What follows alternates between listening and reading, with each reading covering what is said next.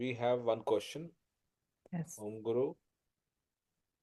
When you advise us to release a grip on the world and its material possessions, do we not run the risk of becoming lazy?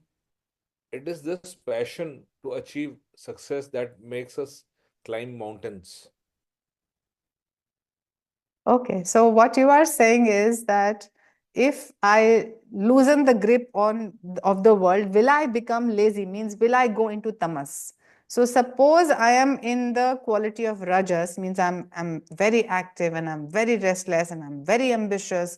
And what the scripture is saying, loosen up your attachment. So will it take me downwards into low energy? Will I become dull and lazy and not want to do anything? What will happen? So there are the multiple aspects to this question. So what the Lord is saying, or what the scriptures say, when they say loosen up your attachment, does not mean loosen up your effort. Your energy and your mind still has to be one pointed. Whatever task is right in front of you, that you have to do with your full involvement, with your full presence. All you are detaching yourself from is a specific fruit of action. So, simple example.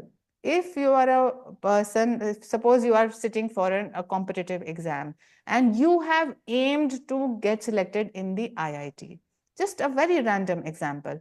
And is this ambition wrong? No, it is not wrong. Should I leave my attachment completely and do nothing about it? No, even that is not the right way. So, what is the right way? The right way is I have kept a directional goal. So, one important thing here is I should not have a fixed goal. So it is better to keep your goal as becoming an engineer rather than becoming an engineer only from an IIT. And I know of such people who have so much fixed ideas.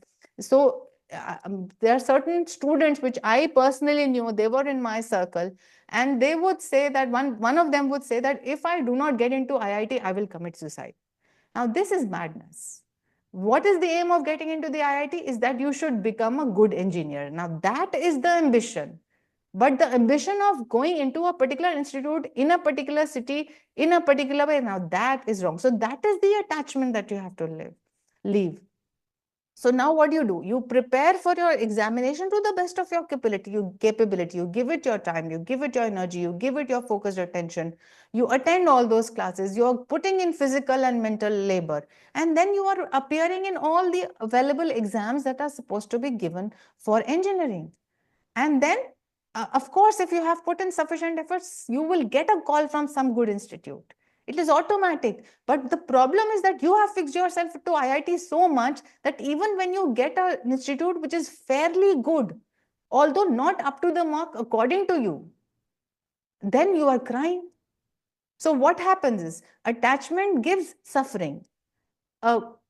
Continuing to work hard with a focused mind and with a directional ambition does not give pain and suffering. So why does the scripture want you to leave attachment? Is because the scripture knows that if you are too attached to a fixed outcome or a fixed result or a fixed fruit of action, then you are going to suffer. Therefore, you have to keep a direction, like we also keep as a spiritual or a person, as a yogi, our direction is God realization. But we do not say, I will have God realization tomorrow itself. I will have it in the way I want. I want God to appear to me in the form of Om only. If not, I will not be happy. I will not be satisfied. I will keep crying and I will keep complaining. So these are different things.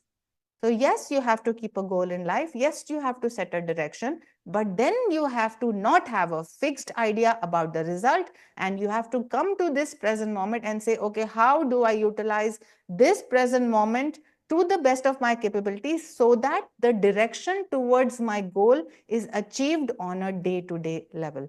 And I only leave my attachment to specific outcomes, and that keeps me happy. That frees so much of my energy, because what happens with attachment is you are looking into the future. Part of your mind is in the future and you are not living fully in the present. Therefore, how is it possible to commit your complete energy in the present moment? Only when you let go of the clutches of attachment are you able to give yourself completely in the present moment, and only in the present moment lies all your power. It is not in an imaginary future. Even for the yogi, God is available only in this present moment. So, all those people, all of us, in fact, fall into the delusion of thinking that let me think too much about God, let me intellectualize too much about God, and one day I will, find God. The problem with this thought is that right now you are not practicing the presence of God, you are only imagining and intellectualizing. So, unless you come to the present moment, no material goal and no spiritual goal will be fulfilled, and therefore you must leave attachment to an imaginary future so that you can give it your best shot right now in this moment. God is present right now. All energy is available to you right now. Your mind will function best right now. So, therefore, to bring yourself to the eternal now, to the presence, so that you can achieve all your goals, that is what the scripture and the gurus are trying to tell us. I hope it helps. Any other question, Captain Joy? We have two questions. Next question is, it has been said that the Krishna is avatar of Vishnu, but in Gita, Krishna declared that he is supreme. So is Krishna not avatar of Vishnu as Vishnu is not supreme? Okay. So, this is a mythological question. Now, because people work through bodies and through senses, therefore, they like to see the Lord in human forms. And it is difficult for every human individual to understand the concept of an infinite Lord. And therefore, God has to take a human form. So when Krishna in the Gita is saying he is supreme, he is saying that supreme one consciousness, the absolute consciousness out of which everything, all creation has come. And this same absolute consciousness is also called Shiva, is also called Rama, is also, so, but out of this comes the human form.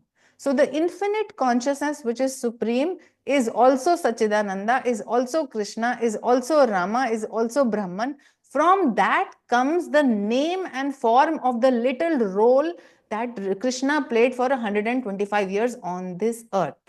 So again, Vishnu is also that same one consciousness. So only when the devotee is seeing from the point of the human consciousness and the level of duality, where you think I am this little body, and then Krishna is that human form that was giving advice to Arjuna.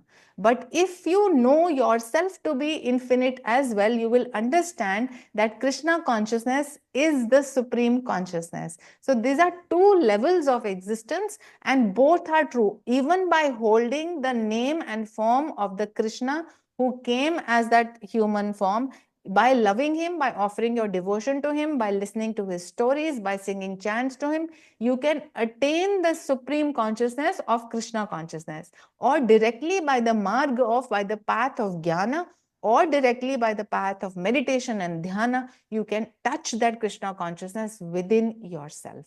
So yes, there is one supreme consciousness which is called by different names, but out of that supreme consciousness comes the little human form which is temporarily present on earth. So Krishna was in the body present for 125 years on earth, but as consciousness, he is infinite, he is eternal, he is supreme, and he is always present. So we have to understand these different levels of existences, and this is easy to understand when we ourselves in meditation, we understand that we also exist as the body, as the mind, and as pure consciousness. Once we are able to grasp that, then we are able to understand the different layers of existence of the Lord as well. So that would be it for this question. Next question is similar to the first question, but I'll read out. Master also said, don't let your life run in any ordinary way. Show to the world that God's creative power flows through you. How is this different from working towards a material success? And how we find what direction to go in? Goal Okay, to this is, I understand. Why do we then, where does non-attachment come in? And if you're not supposed to do your best, what does this all mean? In fact, Master was very particular. Now, if a person, in one of the shlokas we did today, Krishna says that God responds according to our desire, according to our manner of worship, and according to our understanding. So, for a person who is looking for a job, who needs money in his life, uh, if God comes as even as infinity to him at the present moment, he is neither going to understand him. He will say, I do not have need of you, Lord, because he doesn't understand. He doesn't know what God is. He doesn't know that God is all bliss. He only knows that he is a poor fellow. He only knows that he needs a job. He only knows that he has responsibilities to fill. He has to feed his children. So, what should be the plan of action for such a person? For such a person, he must do everything under the sun. He must utilize according to his level of understanding. He must literally burn the ether with his ambition. He must shake the universe and find the job. So, yes, he is going to give it his all. He has to be passionate. He has to have the ambition. He has to have to really work hard. He has to put his resume in all available companies. He has to do whatever it takes to get a job. Now, only when after having put in such an effort, this person does get a job. So he has gained, he has come upwards in the scale of consciousness. So he has come to a point where he realizes that if I put in all my heart, all my mind, all my focus, all my energy into a particular goal, I can achieve this goal. So he comes to this understanding. So when he attains material success and then he keeps promoting himself on this ladder. So he says, okay, now I have a job. Let me become a manager. Let me become a CEO. And he keeps progressing in this direction. One day will soon come when he will realize that even after having attained the highest position in any company or having become a very rich man, his heart is still empty. He is still feeling unfulfilled. And there is something more that must be the truth where he will find his final satisfaction. And this is the time where Krishna's teachings and Guru's teachings will come from the other angle and will tell him, leave your attachment to too much money and possession. Leave your obsession with this material world. If you want final fulfillment, then there is something else for you.